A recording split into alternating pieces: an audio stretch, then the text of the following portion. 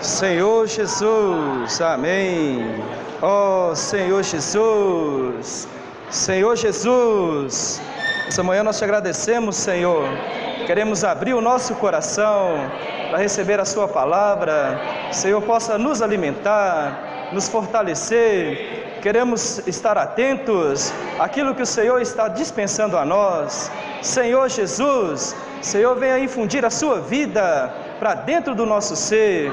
É o que nós almejamos nessa manhã, crescer um pouco mais em vida, para podermos cooperar ainda mais com o Senhor. Jesus é o Senhor. Vamos falar juntos esse título, irmãos? A filiação divina. Vamos de novo? A filiação divina. Nós lemos o versículo 15 de Romanos 8. Eu quero primeiro perguntar aos irmãos se os irmãos se sentem à vontade em ler esse versículo. Os irmãos se sentem à vontade? Vocês se sentem em casa ao ler esse versículo? Vamos ler ele de novo. Vamos ler na íntegra, do jeitinho que está aqui, amém? Porque não recebestes o espírito de escravidão para viverdes outra vez atemorizados, mas recebestes o espírito de adoção, baseados no qual clamamos Abba, Pai. Então nós não recebemos o espírito de escravidão. Então, o primeiro ponto, irmãos, nós já não somos mais escravos, né? Nós não somos escravos porque não recebemos o espírito de escravidão para viverdes outra vez atemorizados.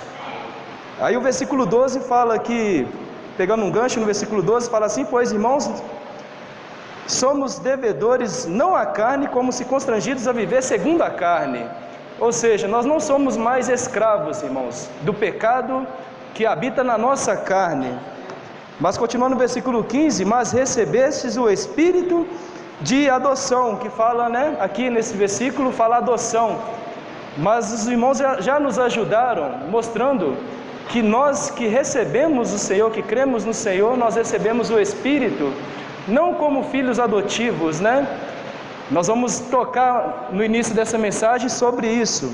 Não somos filhos adotivos, pois a palavra que foi traduzida para adoção aqui é huiothesia, que ela seria mais bem traduzida pelo termo condição de filho. Só que como não temos uma palavra que chega próximo, né, desse termo, a nossa tradução traduziu por adoção. Mas aí os irmãos pegam uma palavra emprestada, né, que é a palavra filiação. Por que emprestada? Se nós olharmos no nosso documento, né, a CNH, o documento de identidade, nós vamos ver que lá o campo filiação, o que está lá escrito no campo filiação? Os nomes dos nossos pais, né? Então lá na minha identidade está lá Valmir Vigo, Maria Aparecida, né? E assim na identidade dos irmãos está o nome dos seus pais. Mas para que nós possamos compreender, irmãos, o sentimento, né, que há no coração de Deus, que nós antes éramos escravos, éramos distantes de Deus, uma vez que nós cremos, nós recebemos o Espírito e nos tornamos filhos de Deus. Já não somos um filho adotivo, nós somos realmente filhos legítimos. Somos filhos legítimos de Deus. Você se sente um filho legítimo? Eu e você, irmãos, nós somos um filho legítimo de Deus. O versículo 23, ele fala: e não somente ela, mas também nós que temos as primícias do Espírito, igualmente gememos em nosso íntimo, aguardando a filiação, a redenção do nosso corpo. Então aqui fala novamente adoção, mas é filiação. Porque, irmãos, não haveria sentido nós vivemos a vida da igreja, passarmos por provas e tribulações, para no final de tudo nós sermos filhos adotivos, né?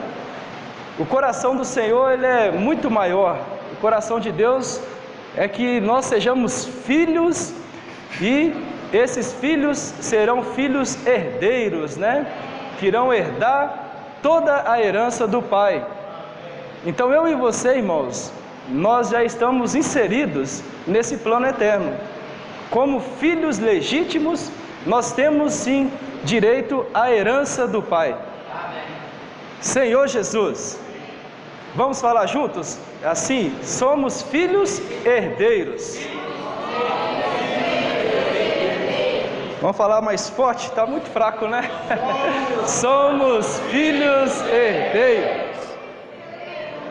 Uma vez no passado eu dei um exemplo aqui, né? Se alguém chegasse perto de você e falasse: agora você recebeu 50 milhões de reais. Você acredita que ia dar um pulo, né? Ia ficar alegre, já começando a pensar no que ia fazer com tanto dinheiro. Senhor Jesus. Mas às vezes a nossa relação com as coisas espirituais, ainda assim, nós temos uma reação fraca, né, irmãos? E nós nos deixamos nos distrair por pequenas coisas. O inimigo, ele é especialista, irmãos, em nos confundir e nos atrapalhar a nossa visão, atrapalhar o nosso foco.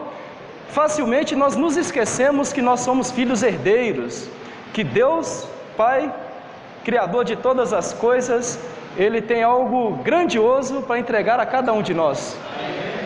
Mas aí nós podemos nos perguntar, né, o porquê que ainda nós trocamos essas grandiosas coisas, né? Quantas palavras maravilhosas, mas nós ainda trocamos por pequenas coisas, pequenos conflitos, né? Como o hino que nós cantamos, Senhor Jesus. Mas aleluia que no versículo 15, no final, fala que nós recebemos o Espírito de filiação, baseados no qual clamamos Abba, Pai. Nós, irmãos, por sermos filhos de Deus, nós podemos clamar Abba, Pai. E na maioria das vezes, não somos nós mesmos que clamamos, mas o Espírito do Filho que está dentro de nós. Ele, todo momento, Ele vem nos lembrar que nós somos filhos de Deus. Senhor Jesus. Nós vamos ver no decorrer dessa mensagem que há 3 classificações de filhos. E, primeiramente, esse filho, ele é um filho teknon, que é um filho imaturo, né? Um filho criança, um filho que acabou de ser gerado. É o filho teknon. Vamos ler João capítulo 1, Senhor Jesus, versículo 12. Nós vamos ver aqui a nossa identidade espiritual, né, irmãos? Nós falamos da identidade humana, aqui está a espiritual. Se alguém te perguntar se você é filho de Deus e te pedir uma prova, né? Como você pode provar que você é um filho de Deus? Às vezes só você falando, né, eu sou um filho de Deus, talvez as pessoas não acreditam que você é um filho de Deus. Mas aí você apresenta a ele a sua identidade. Vamos ler juntos? Mas a todos quantos o receberam, deu-lhes o poder de serem feitos filhos de Deus, a saber, aos que creem no seu nome. Então aqui está a sua identidade, irmãos. Como você vai provar que você é um filho de Deus? Você pode primeiramente ler esse versículo, né? E enfatizar que todo aquele que crê, ele recebe o poder de ser filho de Deus. E aí você dá o testemunho, você vai falar que você crê no nome de Jesus. Também a sua identidade. Senhor Jesus. Mas existe alguém que não fica satisfeito com isso, né? Alguém que é contrário a tudo que Deus criou, tudo que Deus planejou, e ele usa até mesmo a palavra para poder confundir até mesmo a nossa mente, a mente dos filhos de Deus. E essa pessoa é o próprio Satanás, né? O inimigo de Deus. Ele pode, em algumas ocasiões, irmãos, em algumas situações, nos levar a pensar que nós somos apenas chamados de filhos de Deus. Ah, você é apenas chamado de filho de Deus. Olha as coisas que você ainda pratica, né? Olha as coisas que eu ainda pratico. Quem aqui nunca foi condenado por alguma atitude? Né? Com plena certeza, irmãos, se nós vivemos 24 horas no Espírito, nós jamais iremos pecar, né? Jamais iremos falhar, jamais iremos dar motivo algum para alguém nos acusar. Mas infelizmente ainda não é o nosso viver, né? Nós ainda não conseguimos viver a todo tempo no Espírito. E o inimigo ele usa exatamente desse momento que nós não estamos exercitando o nosso espírito e que nós falhamos para poder vir com a acusação. Você não é um filho de Deus. Olha só as coisas que você pratica, né? Olha só o lugar que você está, os lugares que você frequenta. Olha só as pessoas com quem você está saindo, né? Com quem você está convivendo. Senhor Jesus, talvez agora você não está sendo acusado, né? Ou pensando, poxa, mas eu não passo por isso. Porque agora você está exercitando o Espírito, né? Nós todos estamos no Espírito agora.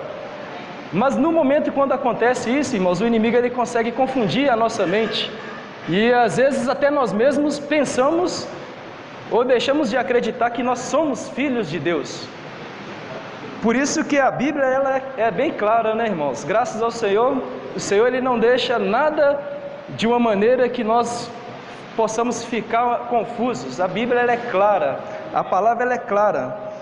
Quando surge essa situação, irmãos, surge esse tipo de dúvida, nós precisamos de continuar lendo a palavra.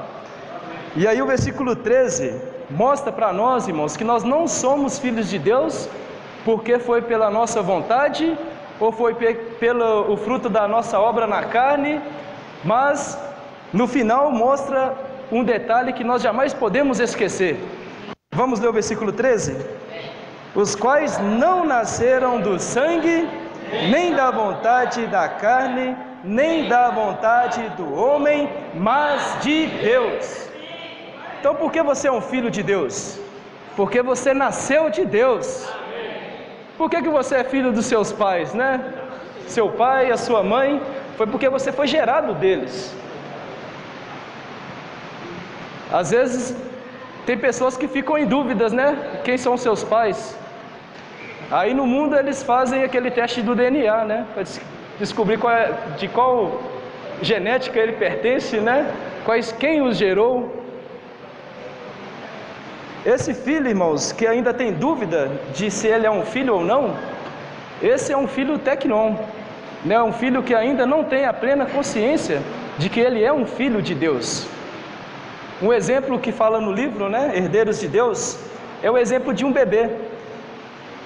O bebê ele nasce, aí os pais biológicos começam a cuidar dessa criança. Mas se essa criança ela for retirada dos seus pais, ainda quando bem no início, né, quando bem jovenzinho ainda, e foi entregue a uma outra família, e essa outra família começar a cuidar dele, um outro casal, desde pequeno cuidando dessa criança, se no futuro eles não revelarem para ele que eles não são os pais biológicos, essa criança ela jamais vai saber, né, que ela não é filha realmente daquele casal. O filho tecnon ele é assim, ele ainda não tem a plena certeza. Por isso que os pais, eles dia a dia eles vão falando, né, com a criança, com o bebê, né, você é meu filho. Às vezes quando a criança erra, aí os pais vão até ela e falam com ela que ela não pode fazer aquelas coisas porque ela é filha deles, né? E às vezes a criança pode até julgar, né, quando ela se torna mais consciente, ela começa até já a usar exemplos de outras famílias. Ah, eu não posso, o pai, por exemplo, né? Ah, você não pode ficar na rua, filho, até 10 horas da noite. Mas aí o filho fala, mas o vizinho aqui, ele fica, né? Os meus colegas todos estão brincando na rua, jogando bola até 11, meia-noite. Mas aí o que os pais vão fazer com ele? Vão lembrar ele, né? Mas você é meu filho, né? Você é meu filho, então você precisa de escutar a mim. Não ficar olhando os exemplos, né, das outras famílias, das outras pessoas. Senhor Jesus, na minha criação eu fui assim, né, irmãos? Meus pais sempre me faziam isso. Às vezes eu queria estar lá, né, às vezes jogando fliperama, aí minha mãe chegava lá, saía me levando pela orelha, né, vai embora para casa. Então eu sou grato aos meus pais, né, porque me ajudaram nessa formação do caráter. Mas trazendo isso para o lado espiritual, irmãos, os filhos de Deus hoje às vezes ficam olhando para o mundo, né, olhando as coisas do mundo, e às vezes o Senhor ele está falando conosco a sua palavra, e nós, por não recebermos da maneira correta, nós ficamos questionando, mas no mundo se pode fazer, né? Nós ficamos olhando às vezes um padrão que não foi um padrão estabelecido para nós. E como filhos de Deus, nós precisamos nos parecer com quem? Com o nosso Pai, né? Com o nosso Deus. Então essa condição de filho, criança, irmãos, de filho técnico, ele precisa avançar.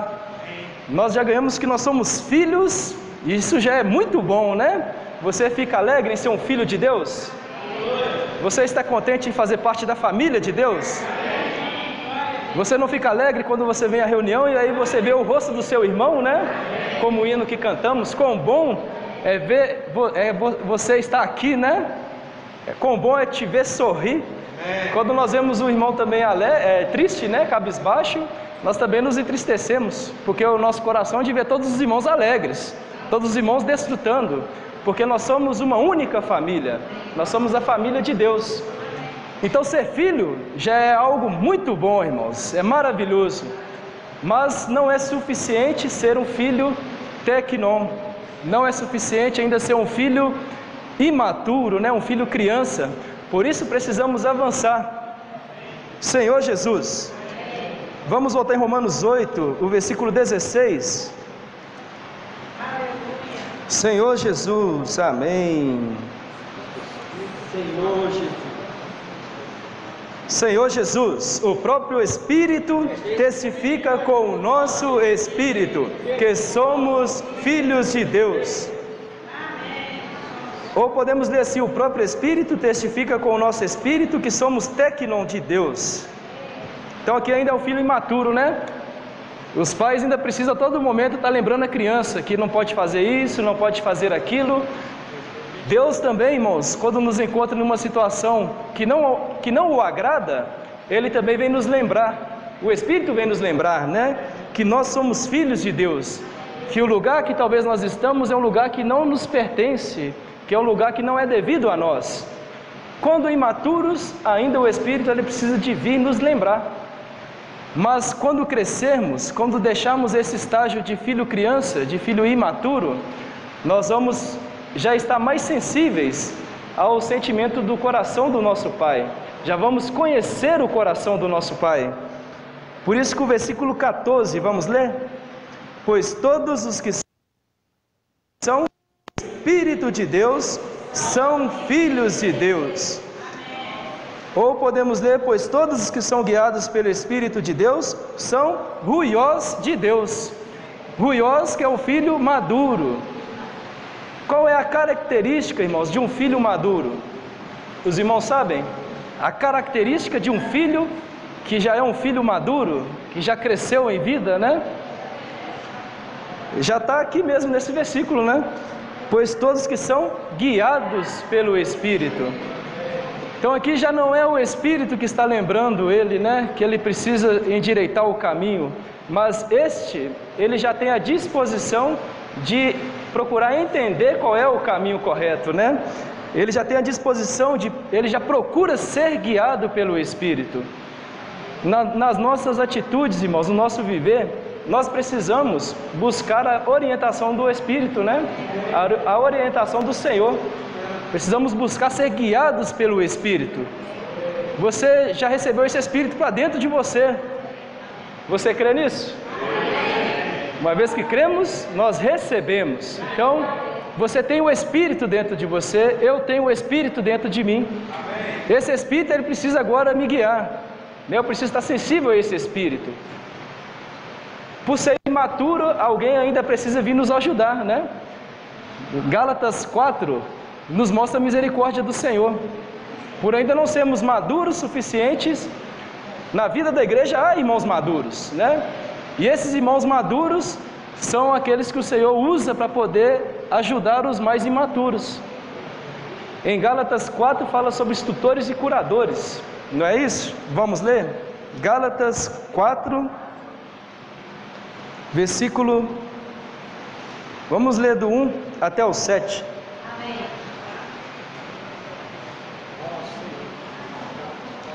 Senhor Jesus, amém. Amém? Digo, pois, que durante o é menor, em nada difere de escravo, posto que é ele Senhor de tudo, mas está sob tutores e curadores, até ao tempo predeterminado pelo Pai. Assim também nós estávamos servilmente sujeitos aos rudimentos do mundo. Vindo, porém, à plenitude do tempo, Deus enviou seu Filho, nascido de mulher, nascido sob a lei, para resgatar os que estavam sob a lei, a fim de que recebêssemos a filiação. E porque vós sois filhos, enviou Deus ao nosso coração o Espírito de seu Filho, que clama: Abba, Pai.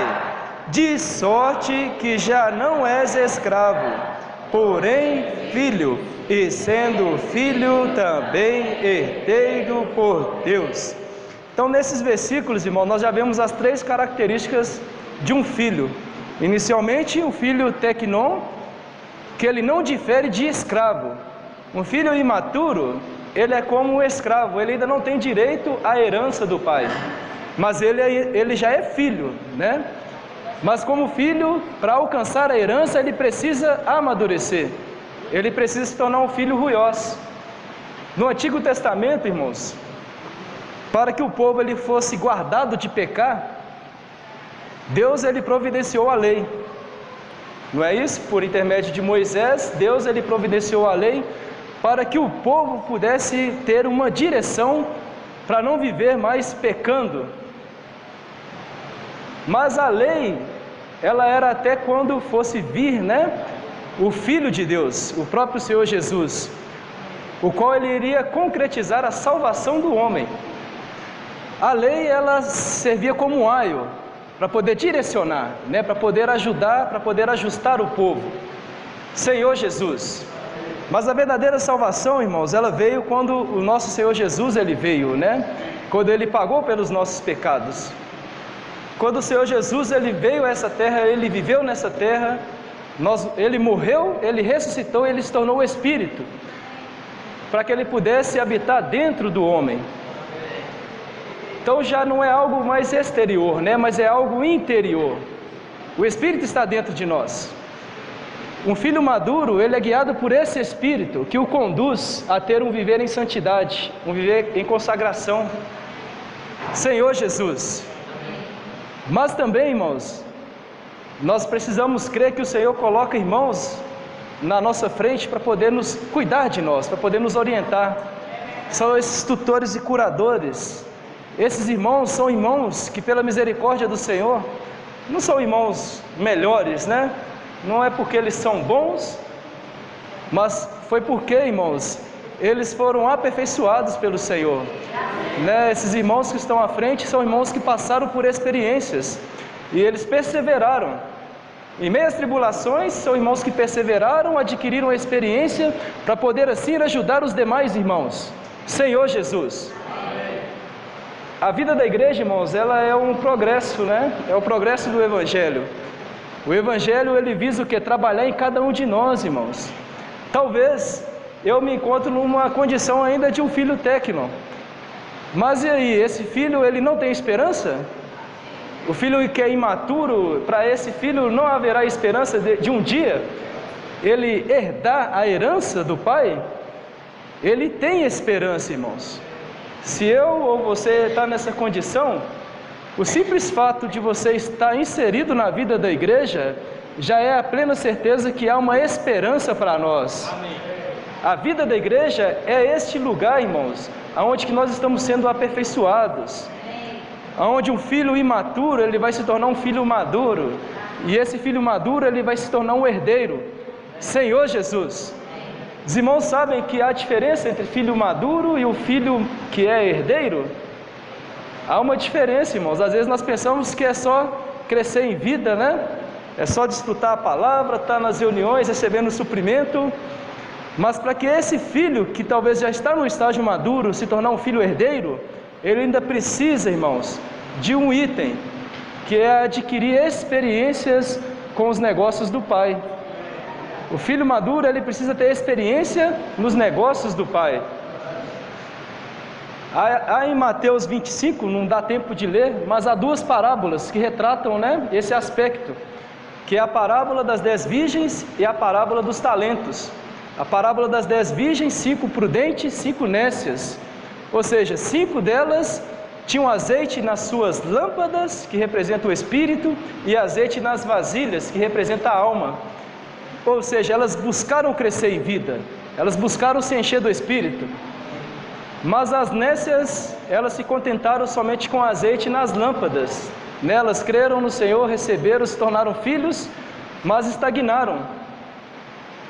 Um dia, quando ouviu-se falar que se aproximava o noivo, aí essas nécias, elas, naquele momento, elas tiveram uma reação de poder ir buscar azeite para encher as vasilhas. Mas nesse momento, irmãos, o que nós precisamos de tocar é que nesse momento já não havia mais tempo, né? É como se nós hoje estamos vivendo a vida da igreja, o Senhor está disponibilizando a nós, irmãos, tudo o que é necessário para crescermos em vida, mas por ainda ficarmos preocupados com muitas outras coisas, nós perdemos o tempo em crescer em vida. Então aí alguém vai gritar, né? Nós vamos ouvir a soar a trombeta, né? E aí nós vamos perceber que nós perdemos tempo vivendo a vida da igreja durante tantos anos. Talvez vivemos, mas não aproveitamos o tempo para podermos crescer em vida.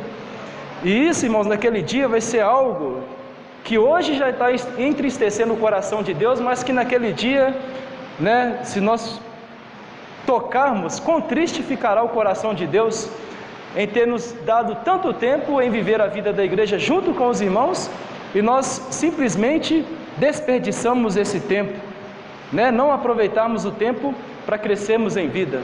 Senhor Jesus, nós precisamos ter uma reação, né, irmãos? Duas palavras que falam no capítulo 5, que é sermos proativos e não sermos reativos, né?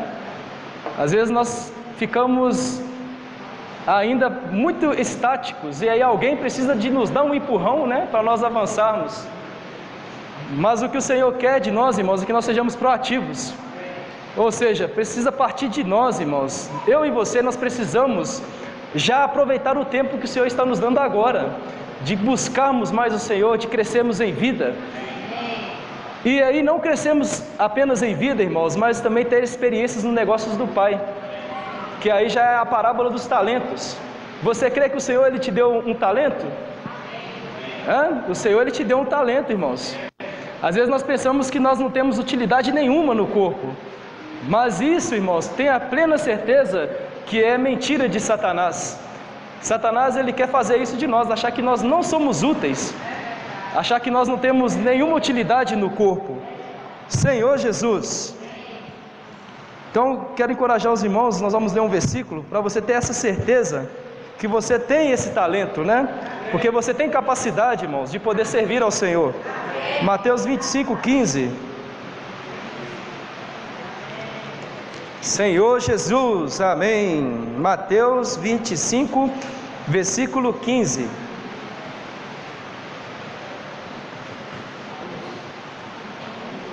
Senhor Jesus, amém. A um deu 5 talentos, a outro 2 e a outro 1, a cada um segundo a sua própria capacidade, e então partiu. Esse versículo deixa claro, irmãos, que ao menos um talento nós temos. Quando nós cremos no Senhor, nós recebemos a capacidade de podermos, ao menos, irmãos, falamos de Jesus para alguém, né? De pregarmos o Evangelho. Nós não podemos ter a reação que teve no decorrer dessa história aqui, né? De enterrar o nosso talento achando que ele não é suficiente. O dom que o Senhor te deu, o talento que o Senhor te deu, ele é útil para a edificação do corpo, irmãos. Nós precisamos ter uma visão ampla, né? Que eu e você não foi por acaso, né? Ou não foi porque você é bom e tem 5 talentos, ou é por acaso e aí você só tem um talento. Não, irmãos, mas é porque eu e você temos a capacidade, e o dom foi dado a nós segundo a nossa capacidade. Um encorajamento é que se você tem um talento, você pode aumentar a sua capacidade, para que o Senhor ele possa te confiar ainda mais talento. Se essa pessoa aqui tivesse procurado negociar esse talento, no mínimo ele tinha se tornado 2, né? Porque o que recebeu 5, ele multiplicou. E o que recebeu 2, esse também multiplicou. Mas o que recebeu 1, porque achou que não era nada, ele enterrou. Então ele não, ou seja, ele podia ter levado aos banqueiros, né? Podia ter levado aos tutores e os curadores, para que esses pudessem o ajudar a exercitar esse dom.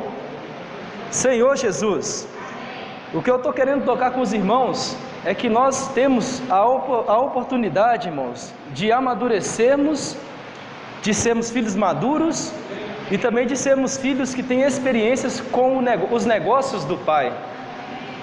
Senhor Jesus, você quer ter experiência, irmãos, com os negócios do Pai? Qual é o negócio do Pai? São as pessoas, né?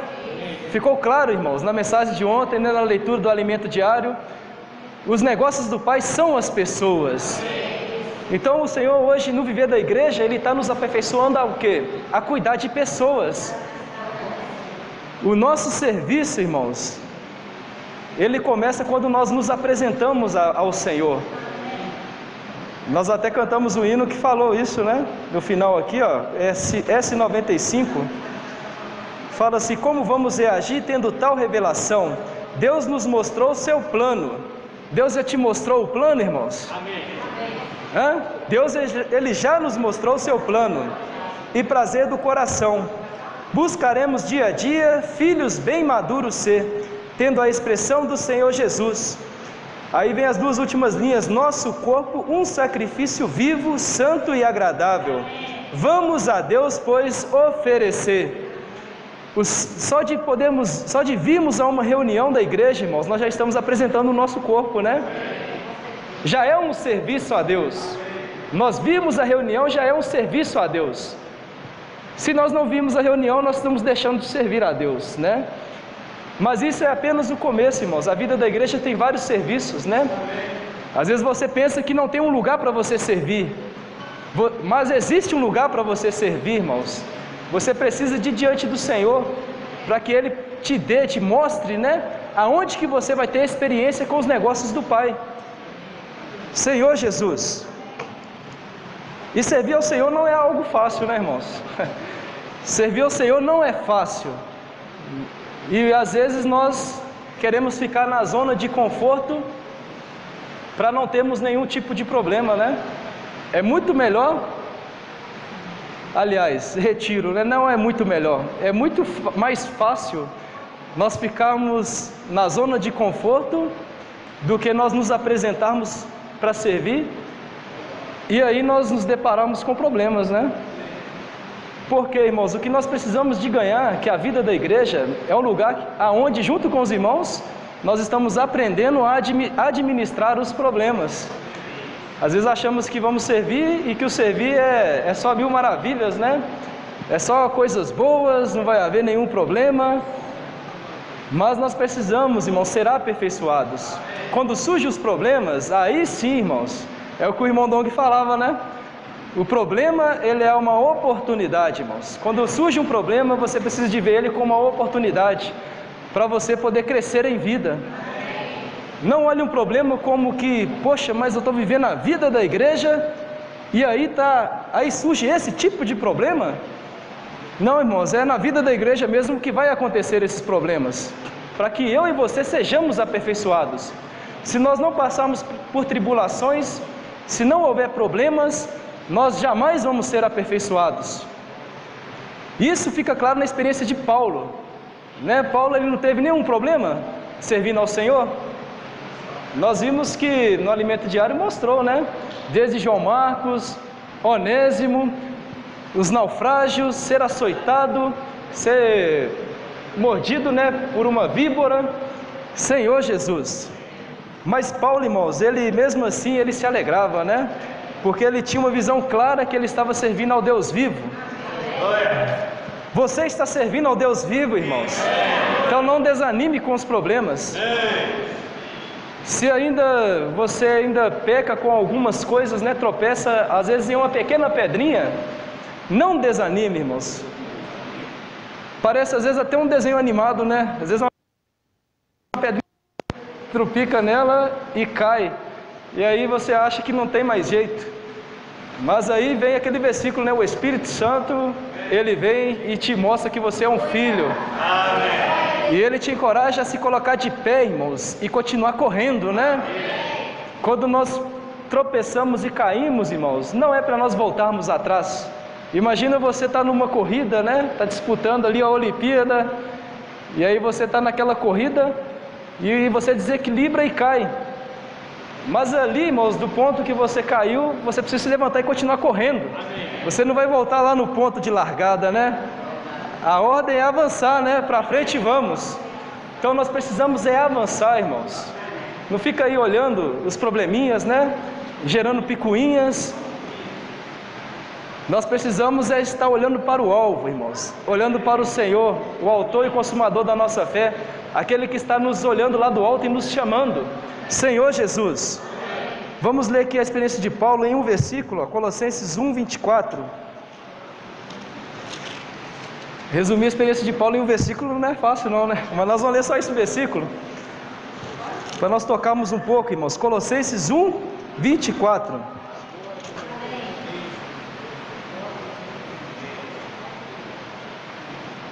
Amém?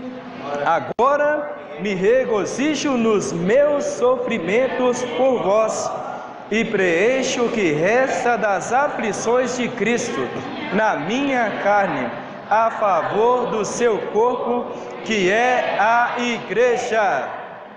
Então Paulo, ele tinha essa visão clara, irmãos. Ele vivia em prol da igreja, em prol da edificação da igreja. O que Paulo mais almejava é ver os irmãos crescidos em vida. O que eu e você precisamos almejar, irmãos, é ver os irmãos crescendo em vida, né? Por um lado, precisamos cuidar de nós mesmos, mas por outro, irmãos, nós precisamos estar intercedendo uns pelos outros, orando uns pelos outros, e crendo, irmãos, que um dia, né, todos nós seremos apresentados como uma obra-prima de Deus. Não é obra-prima de homens, né? Não é o homem que vai fazer, ele está fazendo, irmãos. E nós precisamos cooperar com o Senhor, né? Cooperando, orando pelos irmãos, encorajando os irmãos. Às vezes surgem situações, não fique fomentando as situações, né? Leva o irmão a tocar na vida, né? Não vamos ser como aquele irmão, né? O credor incompassivo, não é isso? Poxa, o que o Senhor fez por nós, irmãos? De qual condição o Senhor tirou a mim e a você? A nossa dívida, ela era impagável.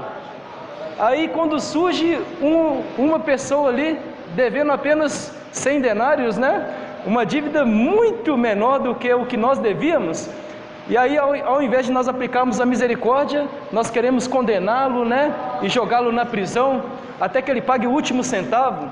Senhor Jesus, esse não é o coração de Deus, irmãos, não é o coração do nosso Pai. O que o Senhor quer de nós é que nós sejamos parecidos com Ele. Amém. Temos um coração amoroso, irmãos.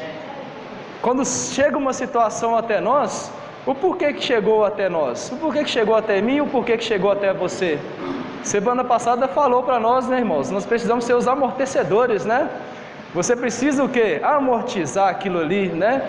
Para que aquela situação sirva, para que aqueles envolvidos possam crescer em vida. Senhor Jesus, vamos ler aqui Romanos 5, 3 e 4.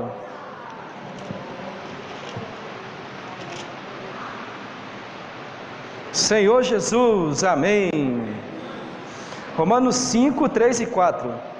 E não somente isto, mas também nos gloriamos nas próprias tribulações, sabendo que a tribulação produz perseverança, e a perseverança, experiência, e a experiência, esperança. Então, para que serve a tribulação, irmãos? É para nós ficarmos murmurando? Para chutar o balde, né? E agora não tem mais jeito, não vou mais querer mais viver a vida da igreja. Aí perdeu o sentido, né? Porque o Senhor, por um lado, Ele jamais vai deixar vir sobre nós uma carga que nós não possamos suportar. E por outro lado, irmãos, a tribulação ela é para poder aperfeiçoar-nos, para poder nos levar a crescer, né? Então, em meio à tribulação, nós precisamos exercitar a perseverança. Porque a perseverança, ela vai nos dar experiência. Quantas experiências nós já não perdemos, né, irmãos? Se formos olhar de maneira bem prática no nosso viver. Às vezes vem a situação e aí nós nos esquivamos. A situação, né, o fogo vem para poder queimar a nossa impureza, mas aí o grau de temperatura vai aumentando e aí nós fazemos igual um milho, né, na panela quente, nós pulamos. Senhor Jesus, nós precisamos permanecer, irmãos, e crendo que toda situação que surge é o trabalhar do Senhor. Se nós olharmos com essa visão, irmãos, nós vamos ter uma reação diferente, né? Nós vamos ter uma reação de permitir o Senhor trabalhar. Não é ficar perguntando o porquê, né? Ah, mas o porquê que estou passando por isso? Às vezes o emprego, às vezes surge uma doença na família, surge uma situação, né? Às vezes perdemos algo material. Mas e aí? Para que serve isso, né? Não é o porquê que aconteceu, irmãos, mas é para que serve aquela situação, no que o Senhor está querendo ganhar o meu coração. Senhor Jesus, ó Senhor Jesus, que o Senhor nos dê graça, irmãos, né? Para nós podermos praticar isso. Nós precisamos ter experiência nos negócios do Pai. E um ponto que nos encoraja, nós não passamos pelas tribulações sozinhos. Não ache jamais que você está sozinho. Há alguém que está ali, né? Por um lado ele está sentado ao trono, à destra do Pai. Mas quando vem a situação, irmãos, vem o sofrimento até nós, que somos filhos de Deus, essa pessoa que está ali assentada, né? Ela está ali descansando, ela se coloca de pé para poder olhar para mim e para você. Você crê nisso? Então vamos aumentar ainda um pouco mais a nossa fé, né? Vamos ler aqui Atos 7, versículos 55 e 56. Senhor Jesus, amém.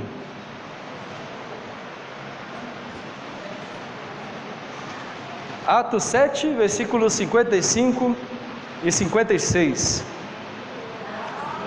Amém? Experiência de Estevão, né? Mas Estevão, cheio do Espírito Santo, fitou os olhos no céu e viu a glória de Deus e Jesus, que estava à sua direita, e disse: Eis que vejo os céus abertos e o Filho do Homem em pé à destra de Deus. Então Estevão, ao ser apedrejado, irmãos, o que ele faz? Ele olha para o céu e vê o céu aberto, né? Ele viu ali Deus, mas ele viu Jesus, ele viu o homem na glória, né? E nesse momento, esse homem na glória, Jesus, ele não estava sentado, mas ele estava em pé, denotando que ele estava ali naquele momento se compadecendo de Estevão, né? Vendo o sofrimento de Estevão. Então, quando eu e você, irmãos, estamos passando por algum tipo de tribulação, olhe para Jesus, né? Porque Ele com certeza Ele vai estar olhando para você. E quando nós vemos o olhar do Senhor, né, cheio de ternura, cheio de amor, nos leva ao ponto de, igual Estevão estava sendo apedrejado, irmãos. Nenhum de nós tivemos uma experiência, né? Eu já fui apedrejado, mas com uma pedra só, né? Nem machucou. Mas Estevão, ele foi apedrejado até a morte, irmãos. Olha só. Mas será que eu e você conseguimos tocar no coração aqui, nesse momento de Estevão, né? Ele sendo apedrejado, e aí ele olha para o céu, vê Jesus, ele vê o homem na glória, e aí aquelas pedras, irmãos, já não eram mais nada, né? O que eram aquelas pedras? Quando você e eu olhamos e vemos a glória de Deus, Senhor Jesus. Então existe, irmãos, essa pessoa maravilhosa que está olhando para nós, e esse olhar do Senhor jamais vai ser um olhar de condenação, mas vai ser um olhar de encorajamento, é um olhar para nos gerar vida. Senhor Jesus. Então eu queria ler só um ponto aqui para os irmãos, na página 63, do livro Herdeiros de Deus. Fala assim: quando o Senhor voltar, Ele irá entregar o reino para aqueles que se interessam pela herança. Você se interessa pela herança? Por essa razão, precisamos investir nosso tempo para conhecer os negócios do Pai, por meio da leitura da Bíblia, dos livros espirituais, das reuniões e serviços da igreja e da pregação do Evangelho. Olha quantas dicas aqui, né, irmãos? Às vezes nós falamos muito crescer em vida, mas como crescer em vida? Aqui deixa a dica para nós, por meio da leitura da Bíblia, dos livros espirituais, das reuniões e serviços da igreja e da pregação do Evangelho. Essas são as oportunidades, irmãos, para nós crescermos em vida, adquirirmos experiências nos negócios do Pai e naquele dia Ele poder confiar a nós o seu reino. Não que Deus Ele é um Deus durão, né? Que não vai entregar o reino para todos os seus filhos, mas é porque Ele precisa de alguém para Ele confiar, irmãos. Você que é um pai de família, que tem um filho imaturo, você trabalha o mês inteiro, né? Recebe o salário, você não vai entregar o seu salário para um filho de 5 anos, de 6 anos de idade, né? Um filho que não tem nenhuma responsabilidade. Deus então é assim conosco, irmãos. Ele vai confiar aos seus filhos maduros para poder administrar os negócios, né? Para poder administrar o reino. Senhor Jesus. Então vamos crer, irmãos, que o nosso trabalho no Senhor, ele não é em vão. O nosso serviço ao Senhor, ele não é em vão. Por mais que surjam situações, né?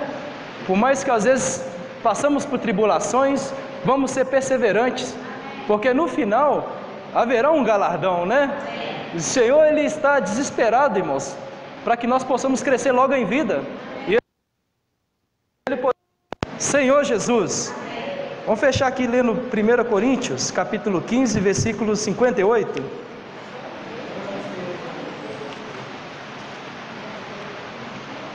Senhor Jesus, amém. Vamos ler de pé, em nome de Jesus. 1 Coríntios, capítulo 15, versículo 58.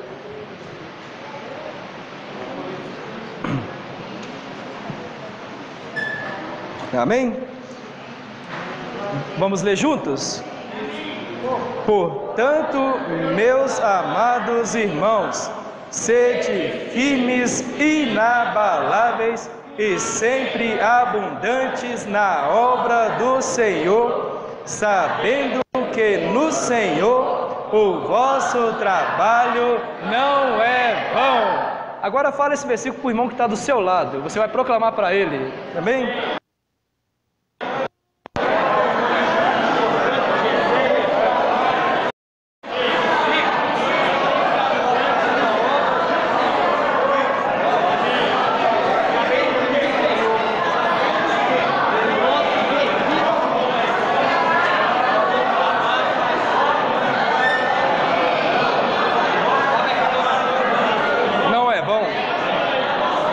Irmãos, só para fechar agora, você vai falar uma frase para o seu irmão agora. Fala assim, ó, para o seu irmão: você tem uma importante função no corpo.